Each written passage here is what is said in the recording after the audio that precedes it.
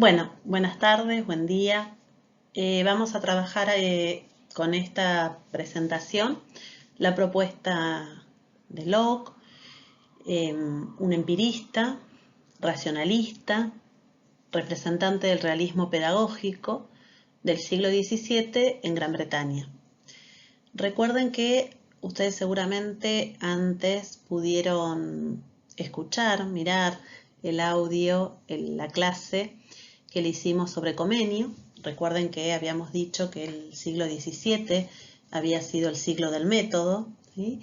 Y en este siglo XVII, otro de los exponentes de la Europa occidental va a ser Locke, John Locke. Ustedes tienen el texto de Susana Bianchi para poder trabajar y contextualizar la propuesta educativa de Locke enmarcada en lo que fue, en lo que significó el siglo XVII en Europa. Recuerdan que habíamos trabajado en su momento la crisis del siglo XIV como aquella crisis que permitía la transición del feudalismo al capitalismo. Bien, la crisis del siglo XVII en Europa es la crisis, o a partir de la crisis, al finalizar la crisis, uno podría estar hablando ya del triunfo del capitalismo.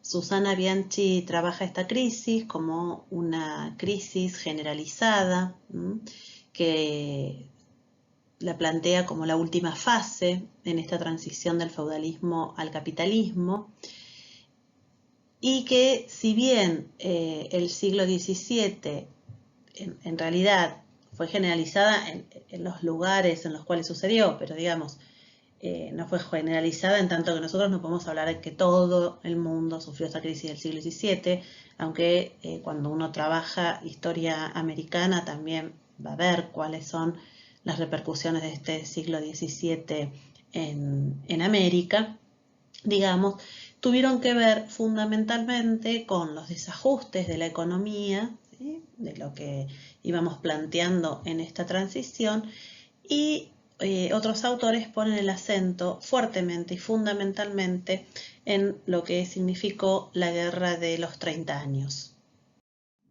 Sí, como les decía, la Guerra de los 30 años también fue un factor, no me gusta hablar del determinismo, digamos, no determinante, pero que sí uno lo tiene que poner en la mesa cuando se refiere o nos referimos a la crisis del siglo XVII. Lo que queremos decir con esto es que la Guerra de los 30 años, que fue una guerra que dura desde 1618 a 1648, fundamentalmente fue un conflicto religioso en el Imperio Romano Germánico entre los estados partidarios de la Reforma y los estados partidarios de la Contrarreforma. Creo que yo ya les había adelantado algo de esto cuando les decía que a partir de este siglo las luchas religiosas iban a estar a la orden del día, ¿no? Fundamentalmente, como ponemos acá, fue una lucha por la hegemonía europea y en donde permanentemente hubo una rivalidad, ¿sí?, entre Francia y los territorios de los Habsburgos. ¿Cuáles serían los territorios de los Habsburgos? El Imperio Español y el Sacro Imperio Romano Germánico. El impacto de la guerra fue la devastación de los territorios, episodios de hambrunas y enfermedades, bancarrota de estos estados involucrados, llevó al hambre, a epidemias, a pestes, a caídas demográficas, crisis comercial. Esto lleva también a un debilitamiento al mercantilismo, por eso yo les decía esta relación que uno entabla también con la crisis del 17 en América. La crisis de esta expansión europea, o sea que lleva a la crisis de los imperios españoles y portugueses, que se encontraban hasta este momento, digamos, en la cresta, ¿no?, de la ola. Por supuesto, esto va a llevar también a revueltas sociales, a revueltas campesinas, y acá hablamos nosotros de lo que significó la recomposición en el mapa político europeo, ¿no? Ustedes tienen ahí cada uno de estos cuadraditos en donde uno puede plantear a partir de la Guerra de los 30 años la hegemonía continental francesa, España empieza a ser a partir de esta guerra y sobre todo después lo que fue la crisis del 17, una potencia secundaria. El resto de los estados, ahí hablamos de la independencia holandesa, la fragmentación alemana, el hundimiento de los imperios de los Austrias, que después se va a trabajar también. Y a partir de la paz, de la firma de esta paz, en cuanto a lo religioso, básicamente nosotros vamos a empezar a hablar de una igualdad y libertad religiosa y la formación de iglesias nacionales protestantes. Ya vamos a ver, por ejemplo, nos vamos a referir a la anglicana en Inglaterra, ¿no?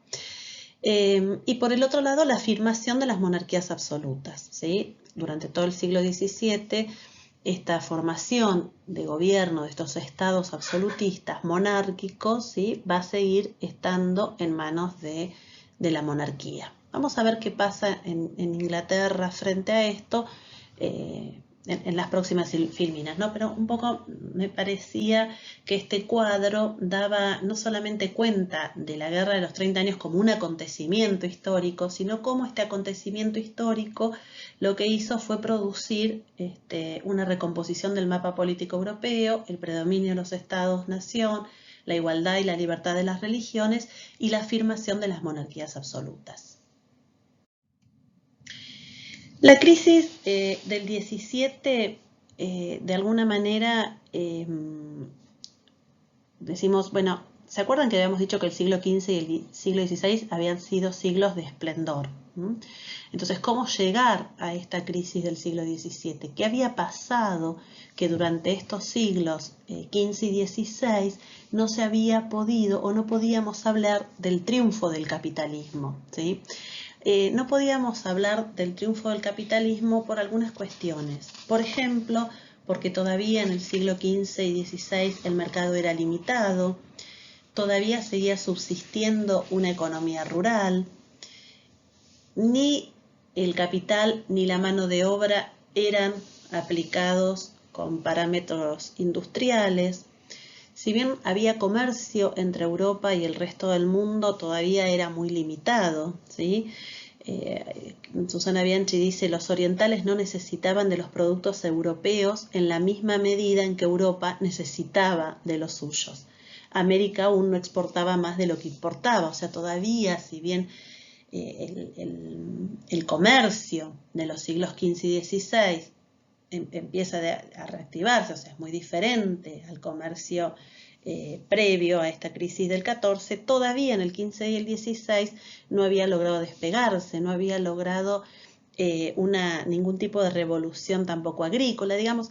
¿Qué dice? Cuando ustedes lo lean van a ver, digamos, ¿qué había pasado? La pregunta sería, ¿qué pasó que en el siglo XV y el XVI, que parecían ser siglos de esplendor, que parecían ser siglos de despegue luego de la crisis del 14, no se había podido consolidar el modo de producción capitalista? Lo trabaja Susana Bianchi, pero quien escribe y mucho sobre esto es un historiador, un gran historiador, que es Eric Hobsbawm, ¿no? Entonces dice, esta crisis, lo que permitió, que acá lo ponemos como en tres puntos diferentes, ¿no? Lo que permitió es que la economía europea y las colonias formaran una entidad única, ¿sí? A partir de ese momento, vamos a verlo después, ¿no? Europa, América, ¿sí?, África, Asia, ¿sí?, forman una entidad única, no solamente en cuestión económica, sino también en cuestión política y en lo que va a significar eso para Europa, las colonias y demás, ¿no? La crisis barre con todos los obstáculos feudales, y crea las condiciones para el advenimiento del capitalismo. Nosotros ya en el siglo XVII podemos estar, esto lo dice, ¿no?, también Susana Bianchi en la página 98 y 99, ¿sí? Barre con los obstáculos y las condiciones están dadas para el advenimiento de este capitalismo y se entraba a partir de la crisis del siglo XVII en el periodo de las revoluciones burguesas. Hobsbawm también escribe un libro denominado Las revoluciones burguesas y en ese libro él trabaja y analiza 4 revoluciones burguesas que se desarrollan durante el siglo XVII y XVIII, que va a ser la Revolución Inglesa o la denominada Revolución Gloriosa, la Revolución Francesa en Francia, la Revolución Norteamericana, que es la que uno no lo terminamos de trabajar en la materia, no se trabaja, y finalmente la Revolución Industrial también en Inglaterra. O sea, se daba paso a la Revolución Burguesa. Se daba paso a cada una de... A ver, y ahora lo vamos a ir viendo, ¿no? En cada uno de estos lugares, la burguesía, ya con un capitalismo que comenzaba a consolidarse, iba a jugar otro papel, ¿sí? A partir de ello, entonces, nosotros planteamos, y a mí nos interesa en general mucho el contexto para que ustedes después puedan adentrarse en las propuestas educativas, lo que también se denominó durante el siglo XVI, XVII y XVIII las propuestas contractualistas. El pensamiento contractualista, o quiénes van a ser los contractualistas modernos, nosotros vamos a tener a Hobbes, Locke y Rousseau. De alguna manera, para que ustedes lo podamos, a modo muy sintético, lo podamos entender, Hobbes justifica el posicionamiento político de la monarquía absoluta, Locke el de las monarquías parlamentarias y Rousseau el de la república. No vamos a meternos y a hacer un análisis finito del contractualismo, pero sí decir dos o tres cuestiones que nos puedan o que nos permitan después trabajar la propuesta de política de Locke, ¿no? ¿Qué comparten estos tres contractualistas, aunque los pensamientos difieren en gran parte? Es que para los contractualistas el Estado era la antítesis del hombre natural.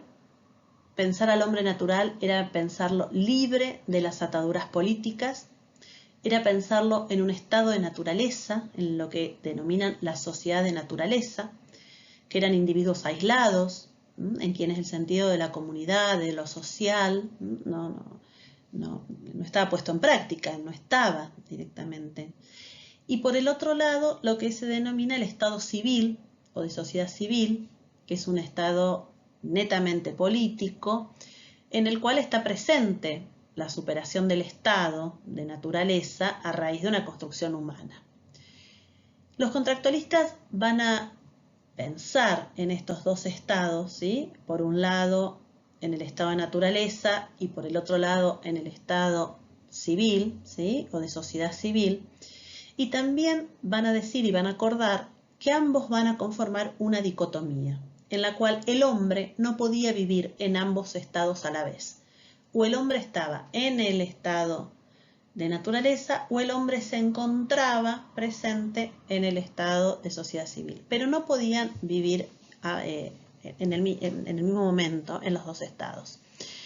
Digo que no vamos a adentrarnos en esto. Bengoechea es una autora de Rosario, un libro bien interesante sobre el pensamiento moderno, que va planteando cada uno de los puntos, ¿no? Que conformarían este contractualismo moderno en Locke, Hobbes y Rousseau. Pero para que ustedes entiendan cuando estamos hablando, porque el contractualismo de por sí, la propuesta contractualista es una propuesta moderna, ¿no? De la modernidad. Es lo que habíamos planteado en los primeros videos cuando hablábamos del inicio de la modernidad, ¿sí? Entonces les dije que hoy vamos a trabajar la propuesta de Locke, ¿sí? Locke, acá vemos, nace en 1632, muere en 1704. De ninguna manera nosotros pretendemos que ustedes se aprendan, ¿no? El nacimiento y la muerte de cada uno de estos expositores, ¿no? que van conformando el pensamiento educativo, el pensamiento pedagógico. Pero sí, en lo particular me interesa ponerlo porque eso también demuestra en el tiempo, en una línea de tiempo, dónde lo ubicamos, dónde está este pensamiento de cada uno de estos autores. Y en Locke lo que sí vamos a decir es que uno puede trabajar su propuesta como en tres dimensiones, ¿no? El pensamiento político, a partir del pacto social, por ser un contractualista. El pensamiento religioso, a partir de la tolerancia religiosa. De hecho, él escribe un libro que se llama La tolerancia religiosa, y los aportes educativos que tienen que ver con la propuesta pedagógica del realismo, del racionalismo y del iluminismo. También es empirista, ¿sí? También es empirista, quizás ahí tendría que haber puesto empirista también, y después vamos a trabajar por qué. Rápidamente entonces, en los aportes que nosotros tenemos, que nosotros vamos a hacer del pensamiento político de Locke, dijimos que es contractualista, que al igual que Hobbes va a tener una concepción individualista del hombre, y vamos a ver por qué. Digamos, Locke lo que plantea es que este hombre libre, que va a ser un hombre libre, el hombre individual, es el que lleva adelante el pacto social. Hay una concepción de libertad nueva. Recuerden la concepción de libertad para el humanismo, recuerden la concepción de libertad para Lutero, y ahora vamos a ver otra libertad que va más enlazada a la conformación del Estado moderno y a lo que va a ser después, digamos, como propuesta el liberalismo político.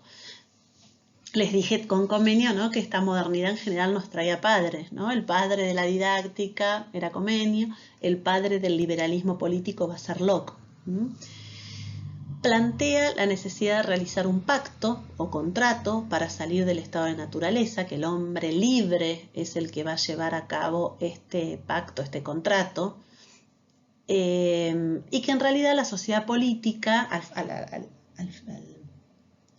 firmar este pacto, al realizar este pacto, la conformación de la sociedad política iba a ser un remedio a todos los males y a todos los problemas que este hombre tenía en el estado de naturaleza. Por lo tanto, ve como positivo la firma, la firma de este pacto, la firma de este contrato, porque iba a ser superador del estado de naturaleza. Algunas diferencias, por ejemplo, con Hobbes y con Rousseau, en realidad me voy a centrar en que el estado de naturaleza para Locke es pacífico, ¿sí? Distinto va a ser para Hobbes. Hobbes va a decir el estado de la naturaleza es por sí mismo un estado bélico, en donde el planteo de unos contra todos, digamos, entre todos los integrantes de este estado de naturaleza, va a llevar a que haya alguien, ¿sí?, superior a que imponga. Entonces, en esta superioridad del contrato, ese alguien va a ser el rey, ¿no? Entonces, bueno, ya lo vamos a dejar porque no me voy a detener acá, pero digamos, en ese sentido plantea una diferencia. En el caso de Locke, también, a diferencia de Hobbes, que decía el pacto, el contrato es entre este súbdito y el rey y es para siempre, en Locke, en cambio, van a haber posibilidades de realizar más de un contrato, y ya lo vamos a explicar. En cuanto al gobierno, también va a ser diferente, y ya lo vamos a ver. Para Hobbes va a hablar de un gobierno absoluto, porque es la monarquía absoluta, un gobierno restringido para algunos, y acá Locke va a plantear otra cosa. Y entre la relación de Locke y Rousseau, fundamentalmente en que la sociedad es anterior a la política, ¿sí?, para ambos, digamos. En cambio, para Hobbes, la organización política, la organización alrededor de este monarca, va a llevar luego a la conformación de la sociedad. Digamos, estos eran como unas pinceladas muy rápidas, para que ustedes puedan ver por dónde andaba el pensamiento de los contractualistas. No para detenernos ahí, pero sí por lo menos para dar un marco general a la propuesta de Locke. En este sentido entonces, él plantea que existe una ley natural en esta sociedad de naturaleza, en donde se reglamenta, la naturaleza es la que reglamenta la conducta humana, y que pueden ser descubiertas con el uso de la razón, ¿sí? En este sentido, él está planteando que el significado político de la ley natural está dado en la medida en que sus imperativos no se anulan al entrar en la sociedad. La ley natural es una ley eterna para todos los hombres, incluidos los legisladores, cuyas leyes positivas tienen que ser acordadas con las leyes natural, dotadas así de un poder coactivo para obligar a quienes no la respetan, ¿no? Hay como una ley natural en donde uno es, y lo vamos a ver luego, pero donde esta ley se relaciona con la vida, la libertad, los bienes y los derechos de todas las personas, digamos. Eso es la naturaleza. El hombre naturalmente va a tener derecho a la vida, a ser libre, a poseer bienes y a tener derechos en los cuales no va a poder renunciar. Entonces él plantea que en este estado de naturaleza, el hombre, reunido según lo dicta su razón, sin que nadie sea superior a cada uno de ellos y que nadie tenga una autoridad sobre el resto para juzgar. No existe la posibilidad de una autoridad superior para poder juzgar los actos, ¿sí? O para, sí, fundamentalmente para no poder juzgar los actos. Este estado de naturaleza va a ser regulado por la razón y la ausencia, va a decir, entre comillas, de un juez común que posee autoridad, sitúa a todos los hombres en un estado de igualdad, ¿sí? En un estado de naturaleza. En este sentido, entonces, los seres creados por Dios viven en un estado de perfecta libertad, natural e igual, sin subordinación, sin sujeción, sin verse sometidos a la voluntad o autoridad legislativa de ningún hombre. Los hombres no van a ser sujetos a ningún poder, pues por la ley de la recta razón dice: los hijos no nacen súbditos de ningún país y de ningún gobierno. Esto es interesante. ¿Por qué es interesante? Porque él está, de alguna manera, rompe con la monarquía absoluta, rompe con estos principios políticos del poder y sobre todo con este contractualismo de Hobbes, en donde el hombre ya nacía sujeto, súbdito a un gobierno o a un monarca. Entonces acá está planteando otra cosa. Y ahora vamos a ver cómo lo llevamos al plano, digamos, de lo que estaba pasando en Gran Bretaña, ¿no? Entonces dice, en ese sentido entonces, la libertad consiste en que cada uno pueda disponer y ordenar según le plazca su persona, sus acciones, su posesión, su propiedad, y nadie va a ser sometido a la voluntad ni arbitrariedad del otro. O sea, los hombres nacemos iguales y libres. Esto en principio, ¿sí? Es el principio que va a trabajar Locke, pero después vamos a ver qué dice sobre esto, ¿no? A partir de esto él va a plantear entonces una mirada de la propiedad privada bastante diferente a lo que nosotros teníamos en las propuestas anteriores, ¿no? ¿Se acuerdan que el tema de la propiedad, ¿no? Yo les había dicho, me parece, en el primer video de la transición, bueno, uno era propietario de todo lo que vos en un día podías andar a caballo. Después los cercos puso otro principio de propiedad, ¿no? El cerco me delimitaba tu propiedad de mi propiedad. Y acá, con Locke, como padre del liberalismo, lo que él plantea y define es el concepto de propiedad privada en relación al individualismo posesivo de esa propiedad privada. Entonces, él va a plantear, y lo van a ustedes trabajar en Macpherson, que es bien interesante, va a decir lo siguiente, ¿no? La asombrosa hazaña de Locke consistió en fundamentar el derecho de propiedad en el derecho natural y en ley natural, y en eliminar luego todos los límites del derecho natural para el derecho de la propiedad. Debemos ver entonces ahora cómo lo hace.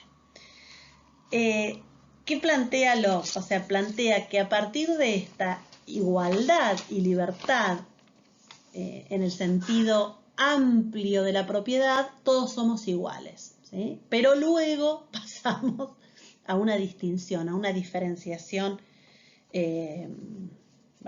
social interesante, ¿no? Entonces él va a decir, bueno, ¿cuál es el sentido amplio de esta propiedad? Es que todos nacemos por ley natural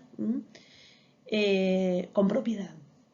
con propiedad somos dueños de nuestra vida, podemos poseer propiedades, podemos poseer hacienda. Por lo tanto, hay una igualdad. Todos nacemos iguales, porque todos tenemos acceso a la propiedad en lo que se va a denominar el sentido amplio de la propiedad. Pero luego se pasa a una propiedad, en sentido, va a decir McPherson, más restringida, en la cual no todos van a tener propiedad en el sentido de derecho a heredar y capacidad para acumular riquezas, en derecho a heredar o capacidad para acumular bienes. ¿Se entiende? O sea, de una ley natural en la cual todos somos propietarios, se pasa luego a un sentido restringido de esa propiedad que hace que algunos tengan el derecho a heredar y la capacidad para acumular riquezas y bienes, ¿sí? Entonces, ¿quiénes van a ser aquellos que puedan tener ese derecho? Los hombres libres. ¿Quiénes son para él? Los hombres libres, va a decir, la clase racional. De alguna manera, él en esto está justificando, cuando él lo trabaja, pensemos en el siglo XVII, ¿no? Los nobles, los burgueses y la clase, va a decir McPherson, trabajadora, la clase asalariada, ¿sí? Entonces, este hombre libre va a ser el que tenga derecho a heredar y capacidad para acumular. Entonces, va a ser este hombre libre el que puede firmar el pacto. Y en este caso, ¿quién va a ser? El burgués. ¿Cuál es el contexto de Locke? El de la Revolución Gloriosa en Inglaterra. Esta revolución gloriosa, que después lo voy a decir, pero que va a llevar a que se ponga un freno a la monarquía absoluta. ¿Quién le pone el freno a la monarquía absoluta? Precisamente la burguesía. ¿Se entiende? Entonces él de alguna manera está justificando este lugar político y económico de la burguesía.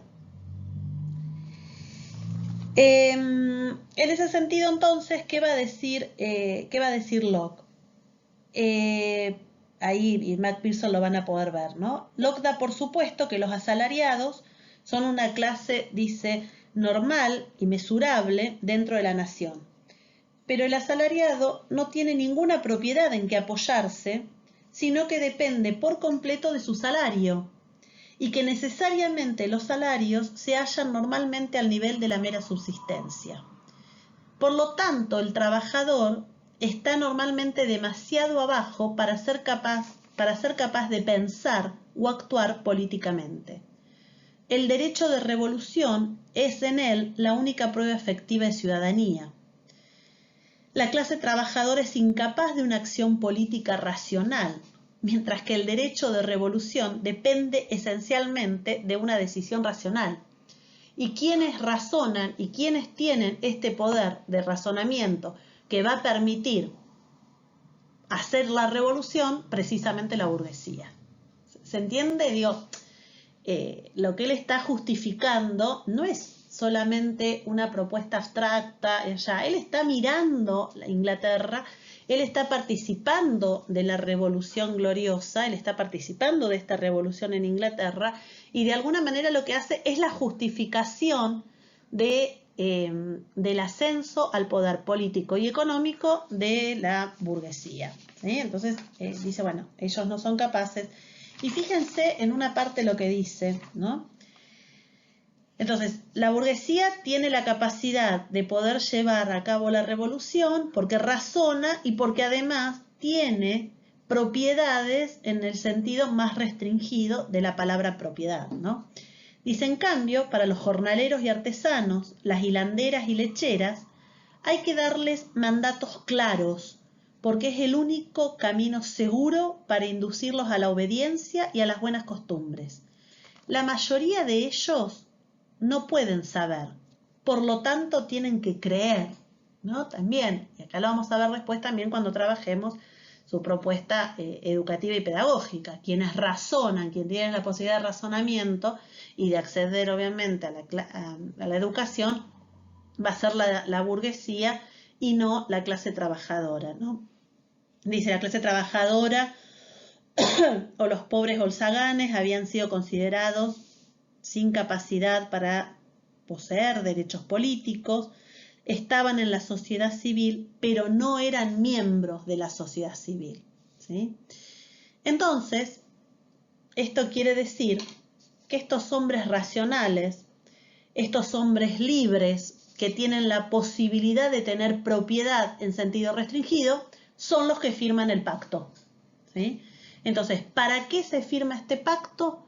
Porque los hombres firman el pacto para entrar en sociedad con el fin de preservar o salvaguardar su propiedad privada, ¿sí? Entonces, el fin el objetivo de este pacto es la salvaguarda y la preservación, ¿sí?, de la propiedad privada de este sector, que va a ser la burguesía, ¿sí?, y que posee además la capacidad de tener propiedad en el sentido más restringido de la palabra, ¿no?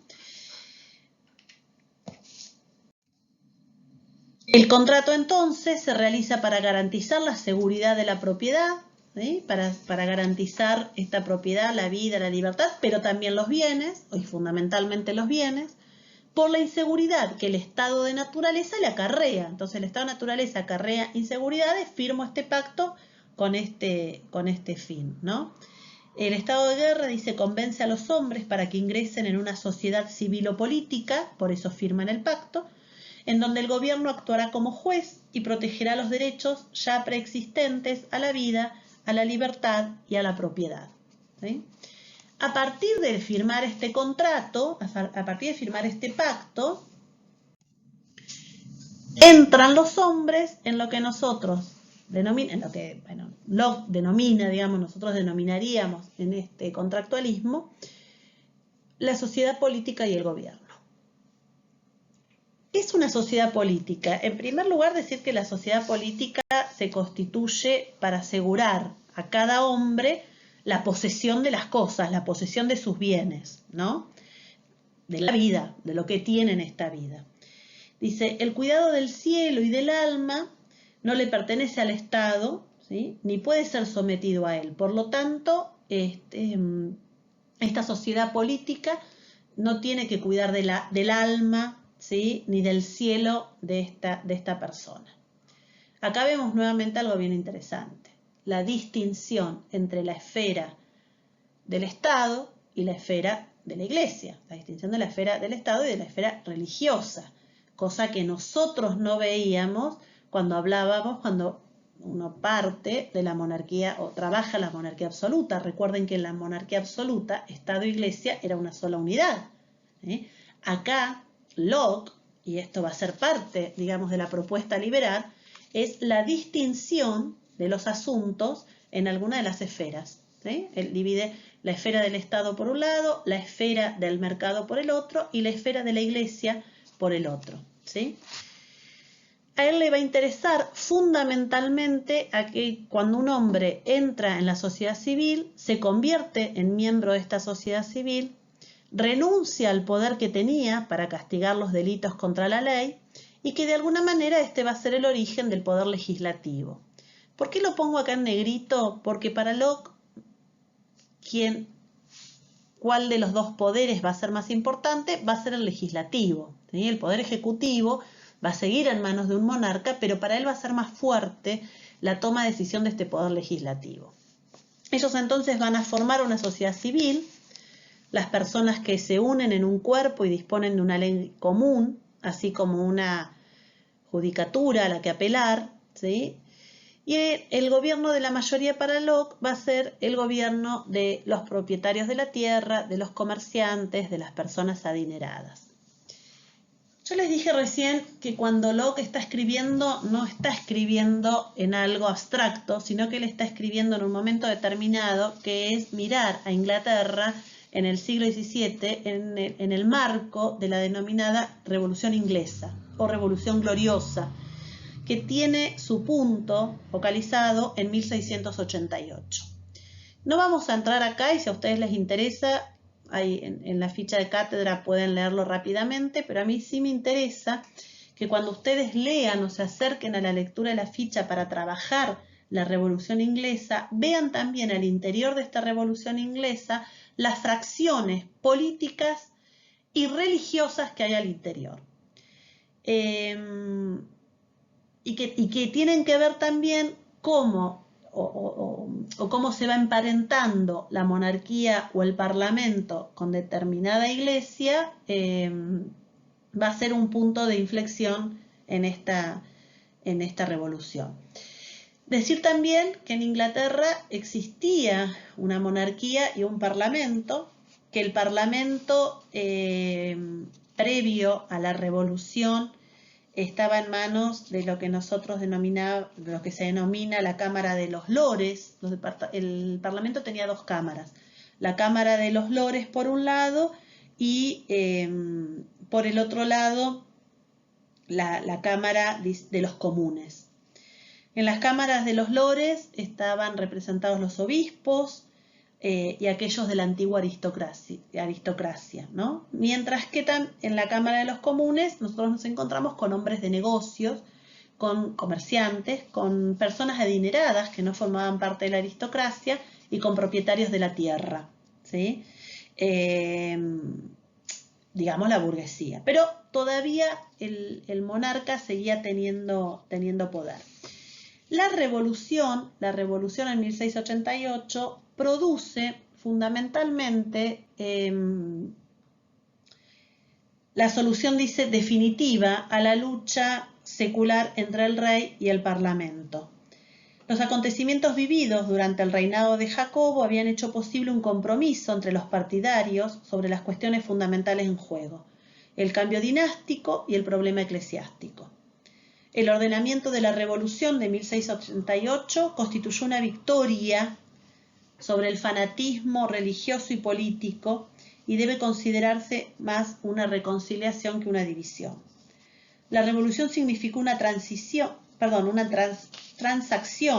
del problema religioso entre los partidos, que si bien acogió en lo fundamental las ideas de la Cámara de los Comunes o de los Tories, fue concebida, sin embargo, con una amplitud interesante para plantear la paz religiosa en el país.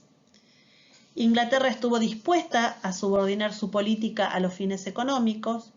La Revolución Inglesa desembocó en un compromiso social y político que vinculó al poder a los sectores burgueses. Sustituyó una monarquía absoluta en potencia por un gobierno no democrático, por favor, no democrático, porque lleva a cabo una propuesta en la cual se denomina, en la cual vamos a hablar, de la monarquía parlamentaria. El monarca va a seguir existiendo, de hecho hasta nuestros días existe el monarca, pero hay un parlamento que le pone un freno, ¿sí? Hay un parlamento que permite que esta monarquía deje de ser absoluta, ¿sí? Los últimos vestigios de feudalidad fueron barridos, las tenencias feudales abolidas, se garantizó a la clase de los terratenientes la absoluta posesión de sus bienes, ¿sí? Y la Iglesia por un lado y la corona por el otro rompieron las relaciones feudales del campo y aceleraron entonces la acumulación capitalista. Espero que haya quedado claro, ¿sí? Que en realidad lo que que proponía acá, o lo que propone el contractualismo de Locke, no es algo que está mirando, digamos, algo abstracto, sino precisamente que él es un pensador de su época, es un pensador del siglo XVII, es un pensador de esta revolución, y que además, dijimos, por un lado está pensando este liberalismo, ¿sí? En esta nueva concepción de libertad, de quienes son libres, ¿sí? Aquellos que pueden, estamos hablando de aquellos que van a tener propiedad no en sentido amplio, sino también restringido. Y por el otro lado, de alguna manera, cuando uno está hablando de Locke, va a estar hablando del Estado moderno, ¿sí? Locke plantea la concepción del Estado moderno. Comienza a concebirse un Estado moderno como una instancia neutral, aunque no necesariamente indiferente a la esfera religiosa. Para Locke, el Estado es una sociedad de hombres constituida solamente para procurar, preservar y hacer avanzar sus propios intereses de índole civil. ¿Sí? El Estado moderno, ¿sí?, se concibe como un poder político, neutral, en todo caso, aunque no necesariamente dice indiferente a la esfera religiosa, pero neutral de la Iglesia. Por lo tanto, rompe con la concepción en el poder, con la concepción de poder de la monarquía absoluta, ¿sí? En este sentido, entonces, en sus cartas sobre la tolerancia, que dijimos que era la segunda propuesta, ¿no?, que planteamos en Locke, es que él está planteando una distinción entre libertad religiosa y tolerancia religiosa. ¿Cuál es esta distinción? Nos llevaría tiempo detenernos en estas cartas sobre la tolerancia, que es su escrito, pero ¿cuál sería para nosotros esta distinción? Por un lado, la libertad religiosa forma parte de la libertad personal, ¿sí?, y presupone el reconocimiento en el individuo de un derecho natural para la libre profesión y expresión de sus creencias. Yo soy libre, ¿sí?, por ser una persona libre, tengo derecho, naturalmente, a expresar mis creencias, ¿sí?, a que nadie me obligue a expresar mis creencias. Pero la tolerancia religiosa tiene que ver, como lo ponemos ahí, con tolerar al disidente religioso. ¿Qué significa? Que el grupo dominante renuncia a elevar los criterios religiosos a criterios políticos y que en consecuencia acepta la neutralización de la vida religiosa. ¿Se entiende? Fíjense, ¿no?